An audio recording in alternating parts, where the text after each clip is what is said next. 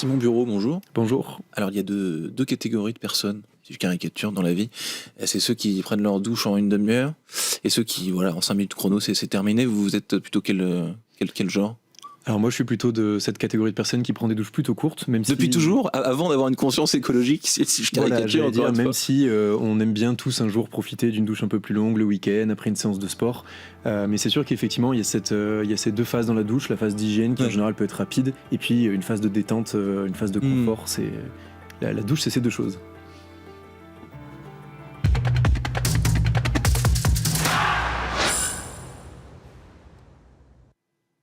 Bonjour à tous et bienvenue au Talk Dessineur du Figaro, avec aujourd'hui à côté de moi Simon Bureau, cofondateur de Ilia, une société toulousaine qui est à Toulouse, mais dont le business dépasse largement les frontières régionales et même de notre pays, puisqu'on va parler de solutions innovantes et écologiques dont le but est de réduire l'impact environnemental de nos gestes du quotidien. Donc la douche en est un, mais pas que. Allez-y, pitchez-moi Ilia. Effectivement, chez Ilia, donc c'est une société que j'ai créée il y a 5 ans maintenant avec mon associé Antoine Escande. Au départ, l'idée venait de se dire comment on fait chez nous pour réduire notre impact environnemental. On nous parle d'écologie un peu à longueur de journée dans les médias, on nous dit il faut réduire notre consommation d'énergie, etc. On est moralisateur, on dit il faut, mais ça, voilà. Et on s'est dit ok, très bien, j'ai envie de réduire mon impact environnemental. Qu'est-ce que je peux faire là chez moi tout de suite?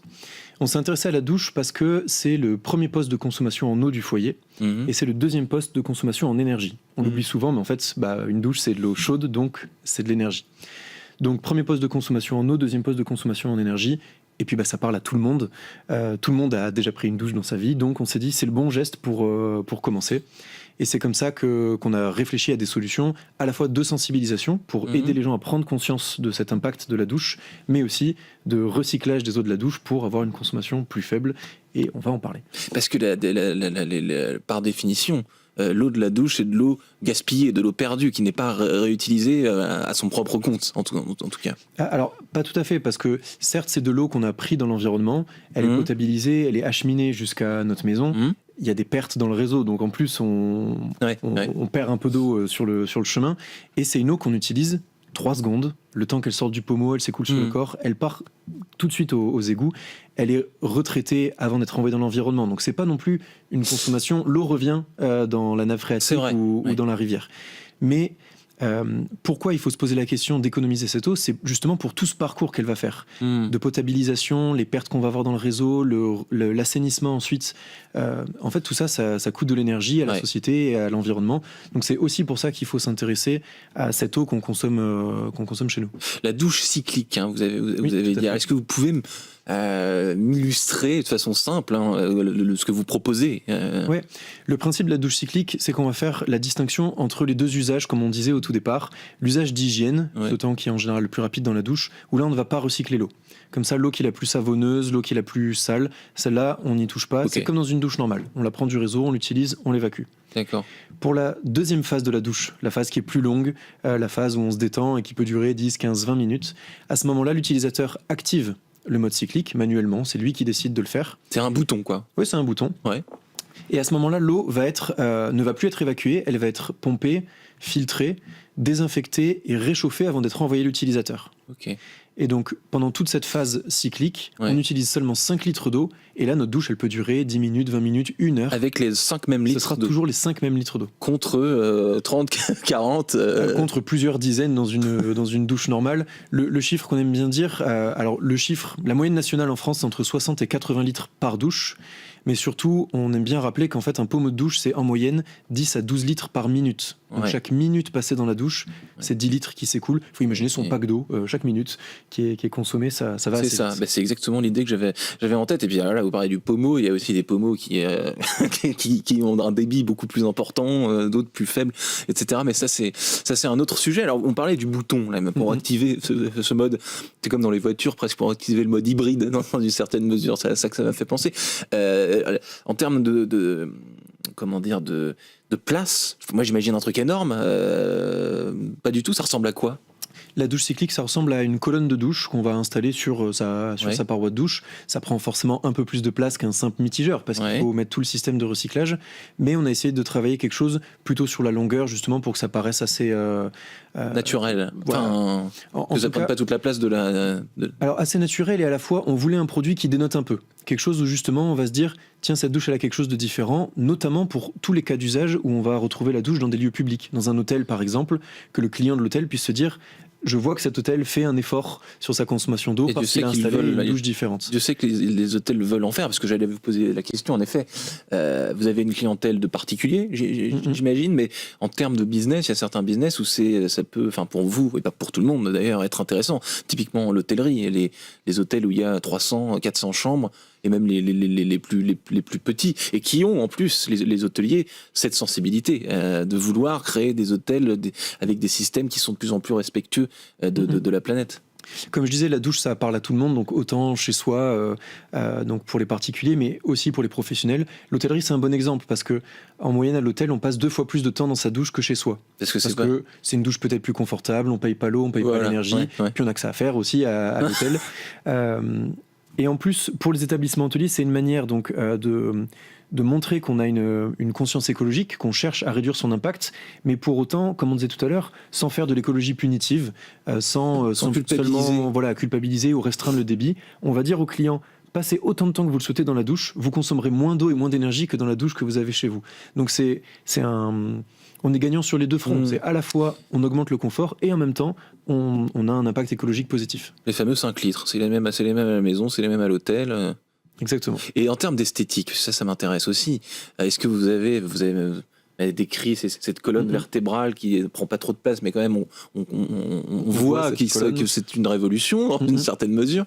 Est-ce qu'il y a plusieurs modèles? Est-ce que d'un point de vue design, est-ce que vous avez le sujet vous intéresse autant que la conscience écologique? C'est une très bonne question. On échange beaucoup donc avec des hôtels, avec des architectes d'intérieur pour qui le design c'est quelque chose de très important. Donc aujourd'hui, on a une seule version de notre douche cyclique.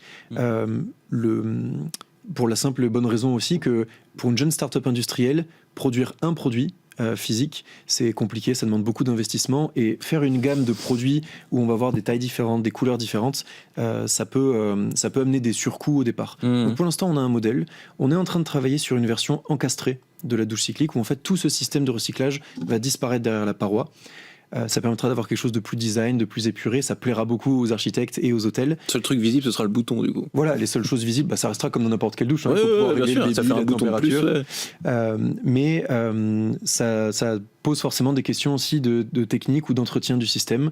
Il y a un filtre dans la douche cyclique qu'il faut nettoyer de temps en temps. Donc si on est derrière la paroi, comment on fait pour y accéder? Donc voilà, c'est des petites questions de conception et de design qu'on travaille aujourd'hui. Alors vous avez un associé, je l'ai dit. Est-ce que vous avez le même parcours, le même profil, ou alors vous êtes totalement complémentaires? C'est-à-dire, je dis n'importe quoi, lui par exemple est passionné par le côté design et vous par le côté technique, si je puis dire. Alors on a un parcours qui est assez similaire parce qu'on est tous les deux ingénieurs, on s'est rencontrés pendant nos études. Vous étiez à quel... On était à l'INSA à Toulouse. D'accord.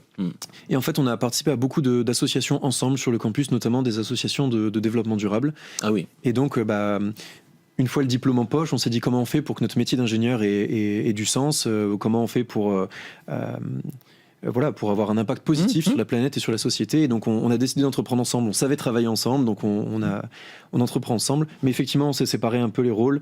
Mon associé est plutôt sur la partie technique, partenariat industriel, quand moi je suis plutôt en charge de la partie commerciale, communication, marketing, même si... Initialement, on est tous les deux ingénieurs de formation. Très clair. Vos premiers clients, alors pas entreprises, mais plutôt particuliers, c'est qui? Comment est-ce qu'ils apprennent votre existence en regardant cette émission, par exemple, mais pas que. Mais je veux dire, ce sont des ruraux, ce sont des urbains. Comment est-ce qu'ils entendent parler de vous? Aujourd'hui, on a des clients partout en France, même en Belgique, et on en a autant en ville qu'à la campagne. Okay. Donc c'est assez difficile de faire un profil type. il y a quelques profils qui vont ressortir. C'est les personnes qui sont déjà sensibles à leur impact environnemental, à l'environnement, aux gestes du quotidien plus écologiques. Et beaucoup les familles aussi, avec des enfants, des adolescents, parce que comme chacun sait, un enfant ou un adolescent, c'est des fois dur de le déloger de la salle de bain et de la douche. Et donc c'est souvent les parents qui sont intéressés par la douche cyclique, aussi par notre deuxième produit, le capteur ILO, qui est un outil de sensibilisation à la consommation en eau, et qui est en général aussi le premier geste. D'abord se sensibiliser avant d'aller installer une douche cyclique. Ces solutions-là, elles n'existaient pas, vous les avez brevetées, tout est de votre invention. Alors des douches cycliques, il y a d'autres projets qui existent, principalement dans le nord de l'Europe. On va avoir une manière différente. C'est scandinave, c'est un truc qui... C'est plutôt scandinave, effectivement. On va avoir des approches différentes sur la manière de faire, techniquement. Et donc, effectivement, on a déposé 2 brevets sur notre douche cyclique. Un premier qui a d'ailleurs été délivré en fin d'année 2024 par l'INPI. Donc, c'est plus qu'une demande en attente, c'est un vrai brevet officiel. Et un deuxième pour lequel, justement, la démarche a commencé il y a quelques mois. Donc, on est en attente du résultat de l'INPI. Très clair. Vous participez à une émission télévision sur M6 qui veut être mon associé, que certains connaissent probablement. Est-ce qu'il y a un effet télé immédiat ? Qu'est-ce que vous retenez de cette comment vous vivez cette émission télé Alors on a eu la chance effectivement de participer à la saison 4 de Qui va être mon associé, donc qui a été diffusée en 2024. Ouais. On n'a pas ressenti l'effet télé tout de suite parce qu'on a été parmi ces projets qui sont diffusés assez tard dans la soirée et donc il y a un peu moins de gens devant la télé, il faut attendre le temps du replay, etc. Mais on a vraiment senti cet effet quelques semaines après la diffusion. On participait au concours Lépine qui avait lieu pendant la foire de Paris. Et là, en fait, il y a eu énormément de gens qui passaient devant le stand en disant « mais effectivement, je vous ai vu à la télé ». Et donc, on a un peu plus senti cet effet télé à retardement. Aussi parce que la presse, du coup, a eu connaissance du projet par l'émission, a pu s'intéresser. Donc voilà, l'effet pour nous n'a pas été immédiat, ça n'a pas été le coup de boost dans la soirée, mais ça a été sur du plus long terme. Ouais, pour certaines, ce qui est intéressant dans votre cas, je trouve, c'est que dans le cas de certaines innovations, c'est très difficilement illustrable. C'est pour le grand public, c'est parfois compliqué à comprendre. Ça peut être vraiment des trucs de niche, de l'innovation de niche. Mais vous, c'est une douche, quoi. Donc c'est d'autant plus facile d'en parler que c'est très facilement illustrable. Oui, c'est ce que je disais, c'est le geste du quotidien qui parle à tout le monde. Votre showroom, vous, quand vous êtes à un event quelconque, pour parler d'autres boîtes, c'est une douche.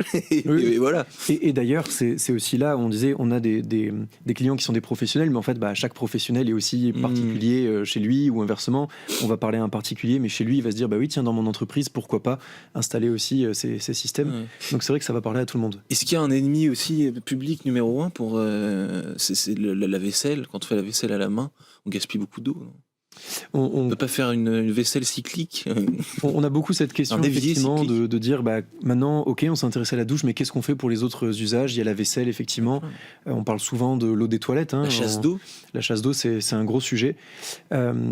Il va y avoir une difficulté dans ces cas-là, c'est qu'il y a rarement pour le coup un usage récréatif de la vaisselle. On ne s'amuse pas à faire couler l'eau juste pour s'amuser. L'esprit un peu torturé, mais oui. Et donc on va se retrouver avec une eau qui va être très chargée en détergent, en PEC vaisselle, mais aussi en beaucoup de matières organiques. Et donc filtrer cette eau qui va être très chargée de manière instantanée et en local, c'est plus complexe. Dans la douche, l'avantage, c'est qu'on a beaucoup d'eau, une pollution qui est assez faible. Finalement, c'est l'eau sale, la moins sale de la maison. Et donc, c'est assez facile à retraiter en direct. C'est très clair. Il nous reste 1 minute, Simon Bureau. En termes de marque employeur et impact, j'imagine que ça doit se bousculer pour venir bosser avec vous, non? Des jeunes deep Angers ou... On a beaucoup de candidatures et on n'a malheureusement pas la capacité d'accueillir tout le monde.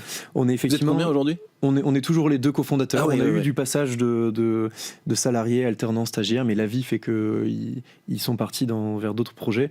On est une entreprise solidaire une entreprise de l'économie sociale et solidaire avec l'agrément ESUS, entreprise solidaire d'utilité sociale. Donc c'est vrai qu'on a beaucoup de jeunes qui sont intéressés pour venir travailler chez nous. On aura des recrutements à venir, donc il ne faut pas hésiter à regarder sur notre site internet, c'est les offres d'emploi qui peuvent tomber. Simon Bureau, donc cofondateur de Ilia, juste 20 secondes. Pourquoi Ilia? On l'a appelé Ilia parce qu'on pense qu'il y a un monde nouveau à bâtir. Et donc Ilia, c'est le début d'une phrase, c'est le début d'une aventure. Il y a des choses à faire, il y a un monde nouveau à bâtir. C'est très clair. Merci beaucoup Simon Bureau. Merci à vous. Cofondateur d'Ilia, donc un monde à bâtir, et donc à très bientôt. Merci.